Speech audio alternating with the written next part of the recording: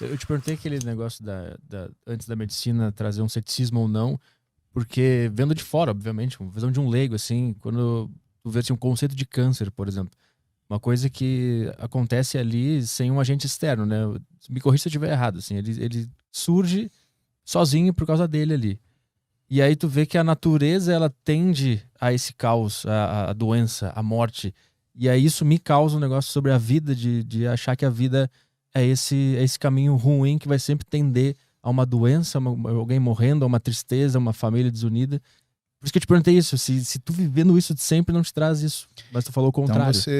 porque você está misturando dois conceitos diferentes. Você está Hum, misturando o conceito de entropia, né, que é o conceito de caos, né? Então hum, tudo no universo ele busca um nível de organização menor.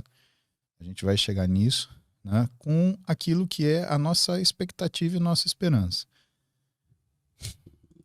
Quando minha mãe, ela falou no telefone para mim, eu lembro a frase que ela falou. A gente estava no final de julho, praticamente em agosto do ano passado. Ela falou assim: eu só tenho uma coisa chata para te falar. Eu tô tentando marcar consulta aqui em Marília desde de fevereiro, porque eu tô sangrando e eu não paro de sangrar. Arthur, mulher de 65 anos sangrando por baixo é câncer, cara. Até que se prova o contrário, é câncer. Então, assim, para mim isso é negligência, né? Não tem essa. Ah, mas tá no auge do Covid, né? E aí, outra coisa, né? Quanta gente, né, na situação que a minha mãe estava, se encontrou, só que ela não tinha um filho médico com condições para puxar ela e fazer o tratamento, uhum. né? E isso é uma das coisas que me assustou em tudo isso, porque eu acho que em vez do Covid ele unir a sociedade, ele dividiu. Então o Covid ele piorou o brasileiro. E piorou Caralho. por causa das pessoas ruins, Aham. né? Porque elas se aproveitaram disso para criar um factoide e fazer assim terror na vida das pessoas, Uhum. né? E para mim isso não tem desculpa. Né? No Código de Ética Médica, se você não consegue trazer cura, que pelo menos você traga o conforto. E justamente em toda essa confusão que teve, quem menos falou foi médico. Falou político, falou jornalista, mas médico? Ah, não, mas veja bem, sempre tinha um jornalista para ser mais entendido que alguém, sempre tinha um político para ser mais entendido que alguém. O desgraçado não sabia escrever o nome, mas ele era o entendido do negócio, né? Em que sentido isso foi transformado em terror? Tu tá falando daquele negócio de espera ficar grave pra procurar ajuda? Que eu ouvi muito falar sobre isso. Na verdade, eu acho que ah, em toda a trajetória, né? Ah, É, eu acho que tirou-se a palavra dos médicos, né, e entregou-se a palavra para narrativas. E uhum. essas narrativas, essas pessoas elas não têm noção, né, ou têm noção, essas pessoas ruins, elas têm noção do quanto isso ia machucar a população, que é o pessoal que fala, né, o quanto pior, melhor. Porque dentro disso consegue, né, ganhar as vantagens que se espera. Mas, voltando, né, para minha mãe, toda Uhum. essa situação, né, ela liga para mim e eu falo, bom, então vem para cá agora. Aí contratei um motorista, mandei buscar minha mãe em Marília, porque ela tava com medo de pegar ônibus, de fazer isso. Não, não tem problema. Eu não consigo te buscar, mas eu dou um jeito. Contratei um motorista, o cara veio, buscou ela. No dia seguinte, né? Eu liguei pra Carla, pra médica dela aqui em São Paulo, a Carla Delasio Lopes. Falei, Carlinha, minha mãe tá sangrando por baixo. Não, peraí que eu já vou encaixar ela na colposcopia. Achou a melhor médica de São Paulo que faz colposcopia. Minha mãe já fez o exame, já colheu o material. No dia seguinte já estava com a imunistoquímica positivo para câncer, sabia até que célula era. 5 dias depois, minha mãe estava sendo operada com um robô no Hospital Moriá pelo o João Manzano, que é um dos caras que ensina a cirurgia robótica no Brasil, é o chefe do Einstein nessa parte de cirurgia robótica, é o cara que instrui as pessoas, né? E minha mãe estava livre da doença, fez esvaziamento de gânglio, então estava tudo bem. Só que, por conta da demora do diagnóstico, minha mãe teve que fazer químio e agora ela está terminando a rádio, tá?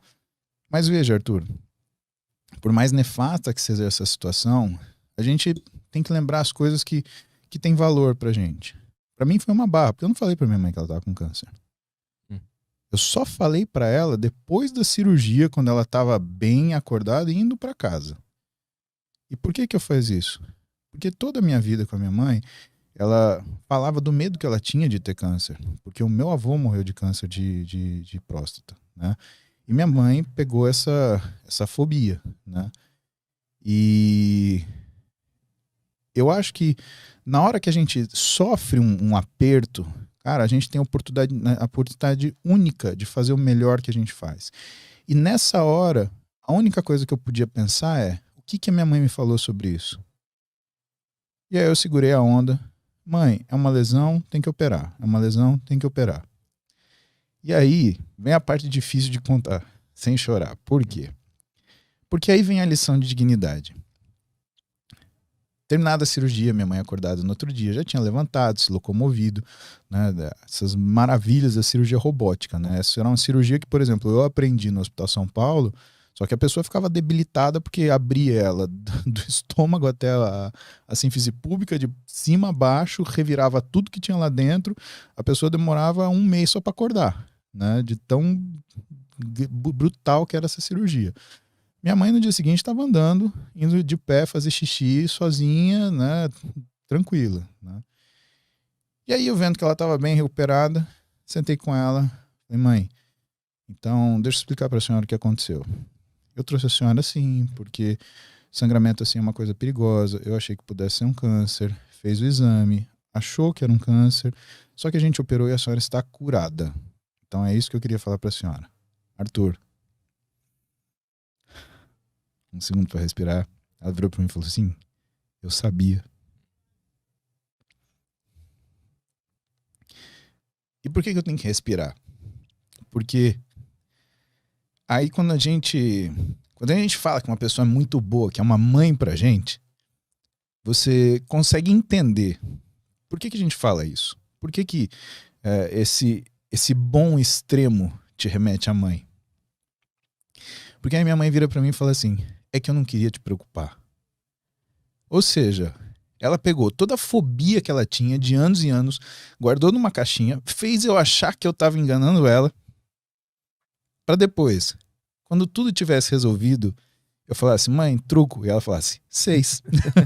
Simples assim. Uhum. Então, essas coisas, elas mostram pra gente que vale a pena você ter esperança, vale a pena você pensar do lado positivo, porque, Arthur, você não tem outra saída, você vai fazer o quê? Você vai se largar na linha do trem e deixar aquilo passar por cima de você?